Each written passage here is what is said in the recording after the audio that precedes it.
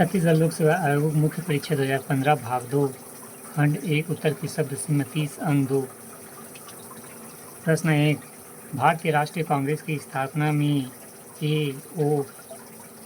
Hume की क्या भूमिका थी? उत्तर। ए.ओ.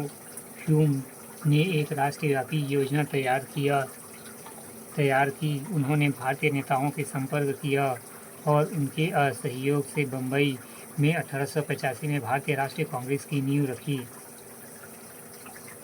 उत्तर दूसरा। राष्ट्रवादी नेताओं के राष्ट्रीय संगठन पर ब्रिटिश सरकार की टेढ़ी नज़र थी।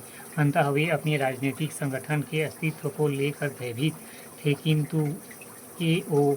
ह्यूम जैसे ब्रिटिश अधिकारी के समर्थन पर निर्मित राजनीतिक संगठन ने अखिल भारतीय राष्ट्रीय कांग्रेस की स्थापना में महत्वपूर्ण व स्थायी भूमिका अदा की।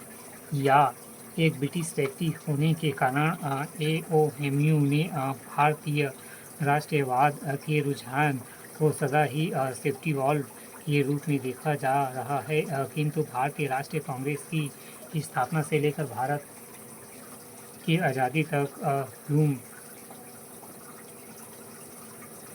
के इस संगठन और इसके स्थायित्व में प्रारंभिक भूमिका को कभी भुलाया नहीं जा सकता। प्रश्न दूसरा।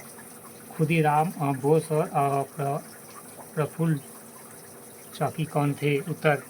खुदीराम बोस और प्रफुल्ल चाकी युगांतर समिति के अध्यक्ष थे, जिन्होंने किंग्सफोर्ड को मारने की योजना बनाई। खुदीराम बोस ने इसका प्रयास किया, किंतु वे पकड़े गए। प्रफुल्ल चाकी को गोली मार दी गई और खुदीराम बोस को फांसी दे दी गई। प्रश्न 2। उत्तर। सेशन जज किंग्सफोर्ड के प्रति जन आक्रोश को भाप कर खुदीराम बोस व प्रफुल्ल चाकी दोनों क्रांतिकारियों को मारने की योजना बनाई, किंतु बम फेंकने के बाद भी वह बच गया। दोनों क्रांतिकारी स्वयं को न बचा सके व इतिहास में सदा के लिए अमर हो गए।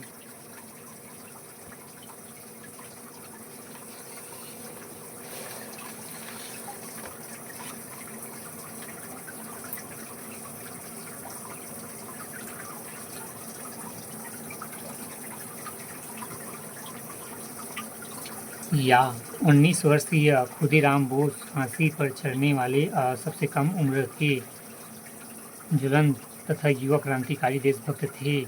उनके एक अन्य साथी प्रफुल्ल चाकी थे। दोनों ने ही किंग्सफोर्ड की हत्या का असफल प्रयास किया, किंतु बंगाल बिहार क्षेत्र में क्रांतिकारी राष्ट्रवाद को प्रेरित करने में वे असफल रहे।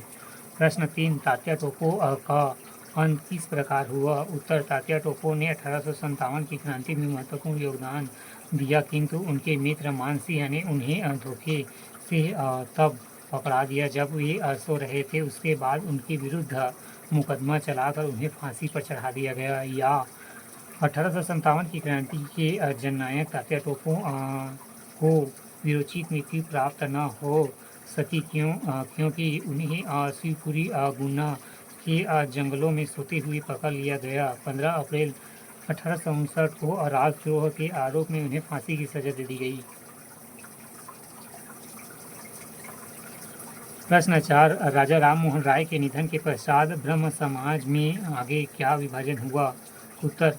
प्रथम विभाजन 1866। केशव चंद्र सेन ने 1866 में भारतीय ब्रह्म समाज नव विधान ब्रह्म समाज के नाम पर एक नई सभा का गठन किया। इसके गठन के पश्चात देवेंद्रनाथ टैगोर के ब्रह्म समाज को आदि ब्रह्म समाज के नाम से जाना गया।